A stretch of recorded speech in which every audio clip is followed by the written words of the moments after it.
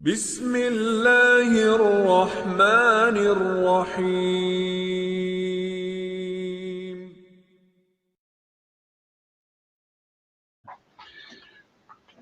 جیسا کہ موضوع جو ہے وہ آپ نے واضح کر دیا ہے۔ آواز آ رہی ہے میری انشاءاللہ؟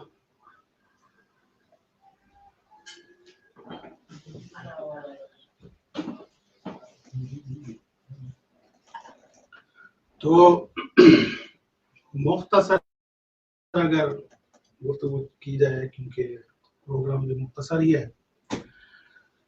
تو موضوع کے حوالے سے اگر دیکھا جائے کہ مولا امیر کائنات علی ابن ابی طالب علیہ السلام کا کیا کہتا ہے، تو اسلام کے حوالے سے اگر دیکھیں تو سورہ آل عمران کی آیت نمبر 19 جو میں نے تلاوت کی، اس کا ایک جز، ایک ٹکڑا، کہ اللہ تبارک و تعالیٰ سورہ آل عمران کی آیت نمبر 19 میں ارشاد یہ فرماتا ہے کہ ان الدین عند اللہ الاسلام، کہ اللہ کے نزدیک دین جو ہے وہ اسلام ہے۔ یہاں پہ ایک دو میں ملاحظہ کوشش کروں گا کہ ذکر کروں کہ پہلے تو اس آیت کا جو ترجمہ کیا جاتا ہے کہ اللہ کے نزدیک پسندیدہ دین اسلام ہے، تو یہ جو لفظ پسندیدہ ہے یہ آیت کی روح سے سمجھ میں نہیں آتا، اور تاریخ دیکھیں، روایات دیکھیں تو اس کا مطلب یہ بنتا ہے، اگر ہم پسندیدہ نکال لیں تو مطلب یہ بنتا ہے کہ یعنی اور دین بھی ہیں لیکن اللہ کے نزدیک پسندیدہ دین یہ ہے۔ لیکن اللہ تبارک و تعالیٰ کہنا یہ چاہتے ہیں سورہ میں، اس آیت کے اس جز میں، کہ اللہ کے نزدیک دین صرف اسلام ہے، دین صرف اسلام ہے۔ اور اسی جو ہے وہ سورہ کے جو ہے وہ آیت نمبر 85 میں خود خداوند قدوس اس کی طرف اشارہ فرماتے ہیں کہ وَمَن يَبْتَغِ غَيْرَ الْإِسْلَامِ دِينًا فَلَن يُقْبَلَ مِنْهُ، کہ اسلام کے علاوہ اگر کوئی دوسرے دین سے راضی ہو جائے یا کوئی دوسرا دین قبول کر لے یا کوئی دوسرا دین لے کے آئے قیامت کے دن، تو ہرگز اس سے وہ دین قبول نہیں کیا جائے گا۔ تو اس آیت کے لحاظ پر نظر کی جائے تو اللہ تبارک و تعالیٰ اس آیت نمبر 19 میں ارشاد یہی فرمانا چاہتا ہے کہ اسلام، دین صرف اسلام ہے۔ اور دوسری آیت جو ہم نے عرض کی اس کو بھی دیکھا جائے تو اس میں بھی اللہ تبارک و تعالیٰ یہی فرماتے ہیں کہ قیامت کے دن دوسرا کوئی دین مقبول عند اللہ نہیں ہوگا، اللہ کے نزدیک صرف دین اسلام ہے۔ تو اب جب ایک ہی دین ہے، ایک ملاحظہ اور میں اضافہ کروں اس میں کہ جتنی بھی تاریخ اسلام ہے ان کا مطالعہ کر لیں تو روایات کی روح سے یہی ملتا ہے کہ آدم سے لے کر خاتم تک جتنے انبیاء آئے ہیں ان کا دین ایک ہی تھا، اسلام۔ ہاں چند جو ہے وہ ان کے وظائف، چند احکام، چند شریعتوں میں، کتابوں میں تھوڑا بہت جو ہے وہ تبدیلی آتی رہی ہے، لیکن وہ دین ایک ہی ہے، جو حضرت آدم لائے تھے وہی دین ہے۔ اسی لیے ہم جب مولا حسین علیہ السلام کی زیارت کرتے ہیں تو ان کے لیے بھی یہی جملے کہتے ہیں کہ آپ آدم کے بھی وارث ہیں، آپ موسیٰ کے بھی وارث ہیں، حضرت عیسیٰ کے بھی وارث ہیں، تمام انبیاء کے وارث ہیں۔ علی کل حال یہ ایک ملاحظہ تھا اس آیت کی بنا پر کہ اللہ کے نزدیک دین صرف اسلام ہے اور اسلام کے علاوہ دین کوئی قبول نہیں کیا جائے گا۔ اب اتنا یہ جو آفاقی دین ہے، یہ جو خداوند قدوس کی طرف سے ایک نظام آیا ہے اور ہر دور میں ایک نبی،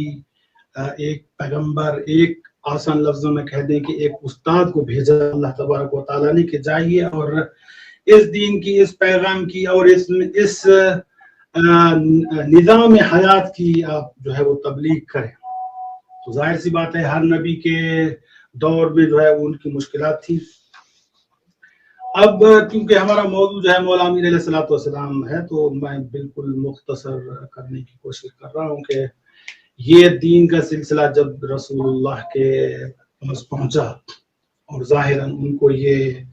وظیفہ دیا گیا کہ آپ ہمارے دین کی تبلیغ کریں، تو اب دنیاوی نگاہ سے بھی اگر دیکھا جائے تو اگر کوئی بھی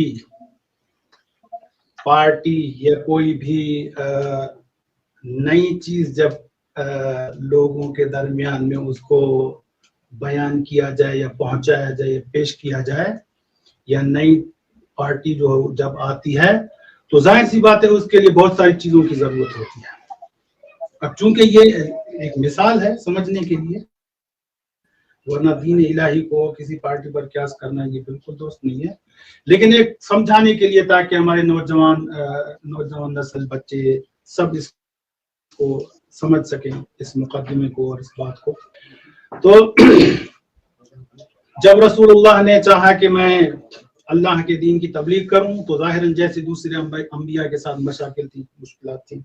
اسی طرح رسول اللہ کے ساتھ بھی مشکلات تھی. اب کم سے کم 2 چیزوں کا ہونا ضروری تھا جو ظاہراً رسول اللہ کے پاس نہیں تھی. میں لفظ ظاہراً کہہ رہا ہوں کیونکہ اللہ کے رسول کے پاس سب کچھ موجود تھا. اللہ کے معنوی طور پر دیکھا جائے تو طاقت بھی تھی اور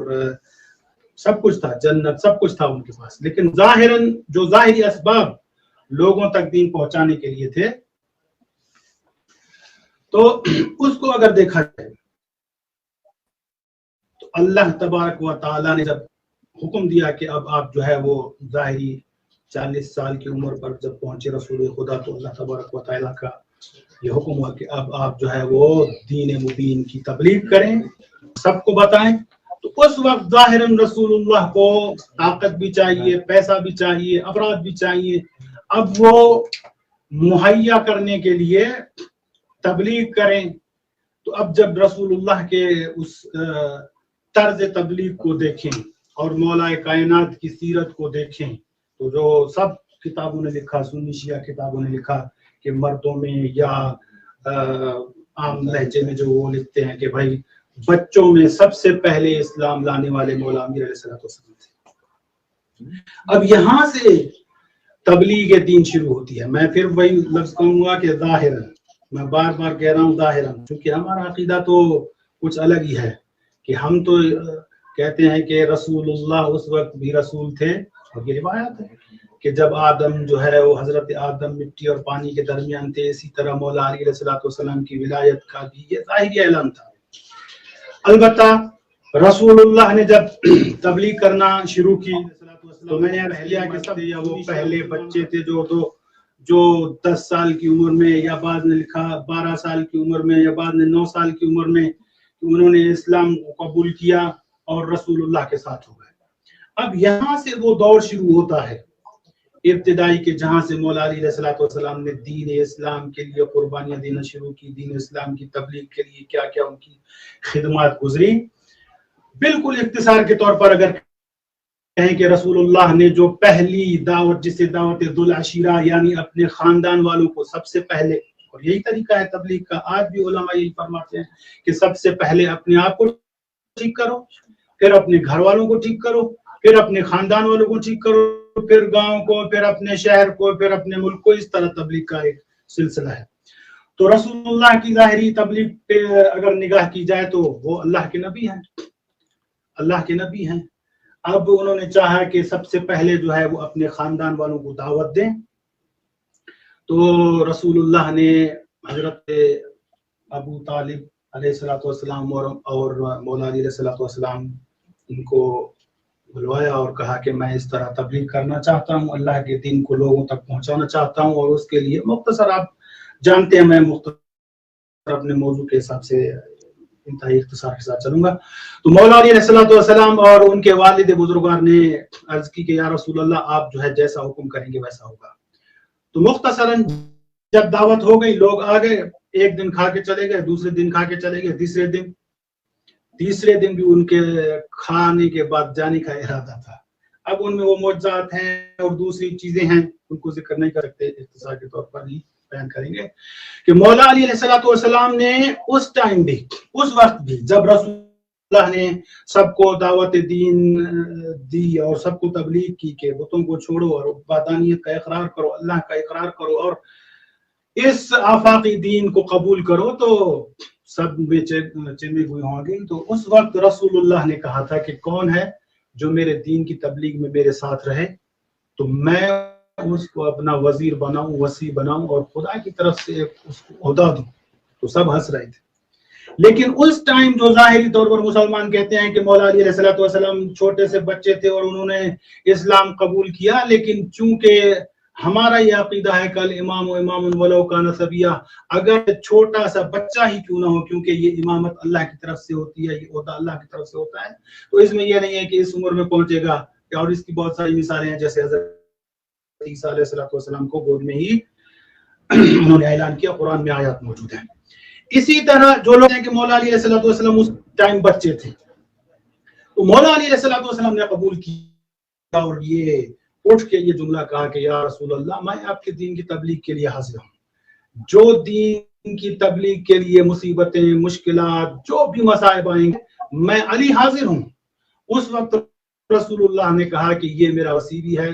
اور میرا خلیفہ بھی ہے اور اللہ کی طرف سے مقرر کردہ امام بھی ہے۔ تو وہاں سے مولا علی علیہ السلام کا یہ جو سلسلہ ہے یہ شروع ہے، اور مولا علی علیہ السلام نے تبلیغ دین میں ہر موقع پر رسول اللہ کے ساتھ جو ہے وہ ساتھ دیا۔ تو یہ پہلا ایک گوشہ ہے جس کو ہم مولا کی خدمات یا مولا نے جو دین کی تبلیغ میں کردار ادا کیا، اس کا پہلا گوشہ، پہلا سلسلہ یہ ہے کہ دین مبین کی پہلی دعوت بالعشیرہ میں بھی مولا علی علیہ السلام نے ہر طرح سے کوشش کی، یہاں تک ملتا ہے کہ کھانے کھلانے کا بندوبست مولا علی علیہ السلام اور ان کے والد کے ذمہ تھا۔ اور دوسرا آپ اگر دیکھیں اس دعوت کے بعد میں بھی جب مولا علی علیہ السلام ایک تو وہ کہہ چکے کہ یا رسول اللہ میں آپ کے ساتھ ہوں، اب دوسرا گوشہ دیکھیں کہ جب رسول اللہ جو ہے وہ مکہ کی گلیوں میں تبلیغ کرتے تھے، تو جو لوگ مولا علی رسول اللہ کو ظاہراً کچھ نہیں کہہ پاتے تھے ڈر کی وجہ سے، کیونکہ بنی ہاشم کا ایک کردار تھا اور بہت اعلیٰ خاندان تھا، رئیس خاندان تھا، سلطان خاندان تھا، تو اس خاندان کی ہیبت سے جو یہ کفار تھے وہ بھی ڈرتے تھے، تو رسول اللہ کو ظاہراً کچھ نہیں کہہ سکتے تھے، بچوں کو بولتے تھے آؤ ان کو جو ہے وہ تنگ کرو، ان کو پتھر مارو، ان کو کنکریاں مارو اور وغیرہ وغیرہ۔ تو اس ٹائم بھی رسول اللہ جو ہے وہ بچوں کو بھی سمجھاتے تھے کہ یہ اللہ کے رسول ہیں، ان کا پیغام حق ہے۔ اس لحاظ سے اگر دیکھا جائے تو رسول اللہ کی دین کی تبلیغ کے لیے، اللہ کے دین کی تبلیغ کے لیے رسول اللہ کے پہلے اس گوشے میں، پہلے اس کردار میں مولا علی علیہ السلام ساتھ ہیں۔ اگر آگے چلیں کہ یہ جو دین پہنچا جب رسول اللہ مکے میں ہیں، علی ابن ابی طالب مکہ میں ہے رسول اللہ کے ساتھ، مشرکین کے ساتھ جو ہے وہ جنگ کر رہے ہیں، مشرکین کو بتا رہے ہیں کہ ہم کیوں جنگ کر رہے ہیں، کس خاطر جنگ کر رہے ہیں، کس دین کی تبلیغ کے لیے جنگ کر رہے ہیں اور کون سا خدا ہے ہمارا۔ دوسری جنگوں میں خصوصاً جنگ بدر میں جب ابو سفیان نے یہ جملے کہے کہ ہمارے پاس تو یہ حبل ہے، یہ بڑے بڑے بت ہیں ہمارے پاس، آپ کے پاس تو کوئی بت نہیں ہے، تو اس ٹائم کوئی جواب دینے والا نہیں تھا، تو مولا نے کہا تھا کہ ہمارے پاس ہمارا خدا ہے، ہمارے پاس ہمارا مولا ہے۔ تو مشرکین کے سامنے جنگ کے میدان میں کھڑے ہو کر بھی تبلیغ کی مولا علی علیہ السلام نے کفار کے سامنے کہ ہم کس دین کی خاطر جنگ کر رہے ہیں، اس دین کا مقصد کیا ہے۔ تو رسول اللہ کے ساتھ تو مولا علی علیہ السلام ہر زمانے میں رہے، مکہ میں بھی رہے، اور یہاں تک کہ تو گوشے یہ ہوگا۔ تیسرا گوشہ اگر دیکھیں جب رسول اللہ مکہ چھوڑ رہے ہیں، ہجرت فرما رہے ہیں، تو مولا علی علیہ السلام کو دین کی تبلیغ کے لیے، لوگوں کو امانات پہنچانے کے لیے، مسائل سمجھانے کے لیے کچھ دن کہا کہ آپ یہیں رک جائیں جب تک ہم مدینہ میں پہنچ جائیں، یا ہم آپ کا انتظار کریں گے فلاں جگہ پر، وہاں آ جائیں۔ تو مولا علی علیہ السلام نے یہاں بھی دین کی تبلیغ کے لیے اپنی جان کی بھی پرواہ نہیں کی اور مکہ میں رہے۔ اور اسی طرح اگر دیکھیں مکہ کا دور دیکھ لیں اور اس کے بعد آ جائیں مدینہ منورہ میں، تو رسول اللہ کے ساتھ ہر جگہ پہ، ہر جنگ میں۔ مختصر کروں اگر بالکل انتہائی اختصار کے ساتھ، کیونکہ وقت بالکل اختتام کے قریب ہی ہے، تو یہ تو ایک سلسلہ ہے کہ اللہ کے نبی کے ساتھ ظاہری زندگی میں، ظاہراً جب رسول اللہ حیات تھے تو مولا علی علیہ الصلوۃ والسلام دین کے ہر گوشے میں، ہر کردار میں، ہر کام، ہر تبلیغ میں نظر آئیں گے، چاہے وہ آپ کا وہ جنگ کا مسائل ہوں آپ کے، چاہے وہ آپ کے جو ہے وہ لوگوں کو سمجھانے کے مسائلوں کے، دین ہے، نماز کیا ہے، روزہ کیا ہے۔ اس کے علاوہ اگر دیکھا جائے تو رسول اللہ کی حیات، ظاہری حیات کے بعد میں، ان کی رحلت، ان کی شہادت کے بعد میں مولا علی علیہ الصلوۃ والسلام کی دین کے لیے خدمات ہیں، اور سب سے بڑی خدمت یہ ہے کہ مولا نے جو صبر کیا اور مولا اپنے حقوق غصب ہونے پر خاموش رہے، تو اسی لیے علماء جتنے آپ اٹھا لیں سب علماء نے یہی لکھا کہ مولا علی علیہ الصلوۃ والسلام کی خاموشی کا راز کیا تھا؟ کہا دین کی بقا، دین کی تبلیغ، کہ جو لوگ نئے نئے مسلمان ہوئے تھے یا جو ابھی اسلام کا پیغام سن کر اور مسلمان ہو رہے تھے، دین میں داخل ہو رہے تھے، اگر مولا علی علیہ الصلوۃ والسلام جو ہے وہ اس طرح صبر نہ کرتے تو شاید وہ جو نئے نئے مسلمان تھے وہ اسلام سے ہاتھ اٹھا لیتے، یا جو داخل ہونا چاہتے تھے وہ داخل نہ ہوتے۔ اور اس کے ساتھ ساتھ مولا نے ایک تو صبر یہ کیا کہ خاموش رہے، اور حقوق غصب ہونے کے بعد بھی جب دین پر کوئی مشکل آئی، کوئی مسئلہ آیا، کوئی دوسرے مسالک مذاہب کے لوگ آئے مناظرے کے لیے کہ توحید پر یہ مسئلہ ہے، ہمیں توحید پر ہمیں یہ اشکال ہے، رسالت پہ ہمیں یہ اشکال ہے، اور آپ کے رسول جو ہے آپ فرماتے ہیں کہ یہ آخری رسول تھے، ان کی ختم نبوت پر ہمیں یہ اشکال، بہت سارے مناظرات ہیں، بہت سارے واقعات ہیں جن کو مولا علی علیہ الصلوۃ والسلام نے احسن انداز میں جواب دیے، اگرچہ ظاہری خلافت کے منبر پر نہیں تھے، ان کے حقوق غصب ہو چکے تھے، لیکن پھر بھی دین مبین کی تبلیغ کے لیے، دین مبین کے بقا کے لیے صبر بھی کیا، اور جو ہے وہ تبلیغ بھی کی، لوگوں کو مسائل بھی سمجھائے۔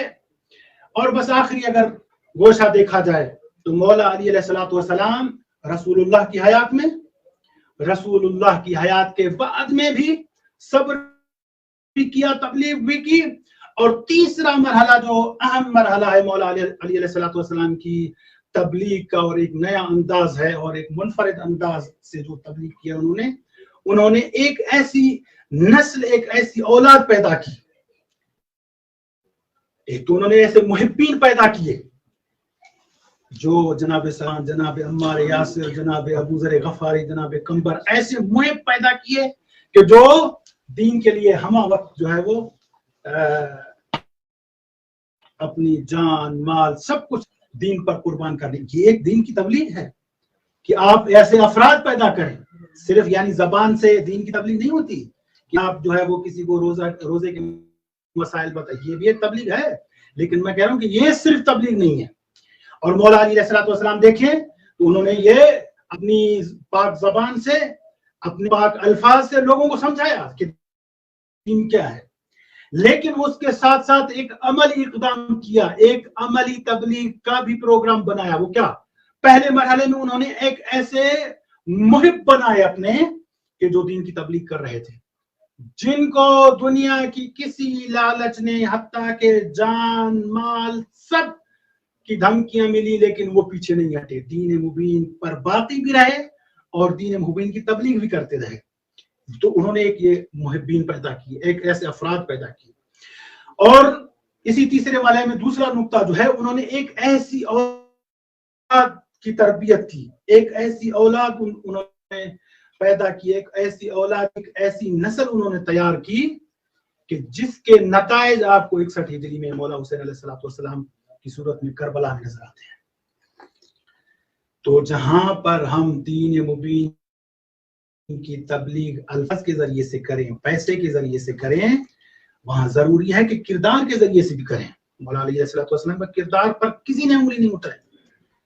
جیسے رسول اللہ کو جو ہے وہ کفار، صادق، امین سب کہتے تھے، ایسے مولا علیہ الصلوۃ والسلام جو ہے وہ چاہے ظاہری خلافت کے منبر پر جتنا وقت نہیں بھی تھے، تب بھی کسی نے مولا علی علیہ الصلوۃ والسلام کے کردار پر انگلی نہیں اٹھائی کہ مولا نے یہ کام جو ہے وہ معاذ اللہ غلط کر دیا، نہیں، یہ ایک تبلیغ ہے۔ انہوں نے کردار کے ذریعے سے اسلام سمجھایا، الفاظ کے ذریعے سے اسلام سمجھایا، اسلام کی تبلیغ کی، اور تیسرا مرحلہ میں نے عرض کیا کہ انہوں نے ایک ایسے محبین اور ایک نسل، ایک اولاد ایسی پیدا کی اور ان کی تربیت ایسی کی.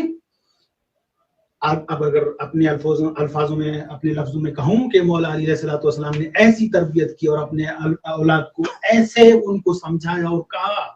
کہ اے میرے بیٹو، اے میرے بچوں، اے میری بیٹیوں، اگر دین مبین پر کوئی ایسا وقت آ جائے کہ آپ کو جان دینی پڑے، آپ کو مال دینا پڑے، آپ کو اپنی ردائیں دینی پڑے، چادریں دینی پڑے، اور آپ کو پیدل سفر کرنا پڑے، کتنی بھی مشکلات ہوں، پھر بھی دین مبین پر باقی بھی رہنا ہے. اور جو دین سے ہٹ جائیں، گمراہ ہو جائیں، ان کو شام اور کوفہ جیسے نجس شہروں میں کہوں کہ جہاں پر نجس لوگ تھے، البتہ لوگوں کی وجہ سے ہی کہہ رہے ہیں کہ اتنے وہ شہر تھے ایسے جہاں پر اس طرح کے لوگ تھے، یعنی کم ذہن اور کم فہم والے لوگ تھے، ان شہروں میں چوکوں پر بھی ان کے بیٹوں نے، ان کے پوتوں نے، ان کی بیٹیوں نے کھڑے ہو کر تبلیغ کی. اور جناب سیدہ زینب سلام اللہ خطبہ اٹھا کے دیکھیں، ان میں کیا ہے؟ یہی دین مبین کی تبلیغ ہے، یہی نماز ہے جس کی تبلیغ کر رہی ہیں جناب سیدہ زینب سلام اللہ علیہا. تو میں نے عرض کیا کہ یہ جو تیسرا مرحلہ، یہ جہاں مولا علی علیہ السلام نے ایک تبلیغ کی اور محبین بنائے اور ایک اولاد بنائی، ایک نسل تیار کی، وہاں پہ اب یہ ہے مولا کا مختصر ایک کردار اور ایک جو مولا نے تبلیغ کی. بس ایک مختصر سا میں پیغام دینا چاہوں گا، اگرچہ وقت شاید میرا ہو چکا ہے. یہ جو مولا علی علیہ السلام نے ساری تبلیغ کی، اس میں ہمیں کیا ملتا ہے؟ ہمارے لیے کیا درس ہے؟ ہم اس 15 منٹ کی تقریر میں سے کیا سمجھ سکتے ہیں کہ ہمیں کیا کرنا چاہیے؟ تو میرے دوستو، میرے سننے والوں، تمام جتنے بھی محبان حیدر کرار ہیں، مولا علی علیہ السلام کی حیات طیبہ، بلکہ ہر معصوم کی حیات طیبہ میں ہم محبان اہل بیت کے لیے درس ہے. اور اس میں خصوصی اس موضوع میں ہمارے لیے درس یہ ہے کہ ہم بھی سب سے پہلے اپنے دین پر باقی رہیں، چاہے جتنی بھی مشکلات ہوں. دین اسلام سے ہٹنا نہیں ہے، کیونکہ میں نے عرض کیا نا، فَمَن يَبْتَغِ غَيْرَ الْإِسْلَامِ دِينًا فَلَن يُقْبَلَ مِنْهُ، اسلم قبول نہیں ہوگا. اور دین اسلام میں بھی محبت علی، ولایت علی ضروری ہے. اگر یہ نہیں ہے تو شاید یہ دین بھی ہمارے کام نہیں آئے گا. تو ہمارے لیے درس یہ ہے کہ سب سے پہلے دین پر باقی رہیں، دین پر عمل کریں، اور اس دین اور اس مولا کی ولایت اور محبت کو لوگوں تک پہنچائیں. اور ایک پہنچانے کا ایک طریقہ یہ ہے جو شیخ نصیر احمد کربلائی صاحب نے کیا، کہ جو آج کا ایک ذریعہ ہے تمام محبان اہل بیت تک یہ پیغام پہنچایا. اور ہمیں بھی یہی درس ملتا ہے اس سے کہ ہم خود بھی عمل کریں دین اسلام پر، مولا علی علیہ السلام کی ولایت کا اور ان کی محبت کا زبان سے بھی اقرار کریں، اور عملی طور پر بھی سمجھائیں کہ مولا کا کردار یہ تھا، اور مولا کی شیعہ ایسے ہوتے ہیں، مولا کے محبین ایسے ہوتے ہیں. تو دعا گو ہیں پروردگار سے کہ اللہ تبارک و تعالی اس چینل کو اور اس کے چلانے والوں کو توفیقات ان کی توفیقات خیر میں اضافہ فرمائے.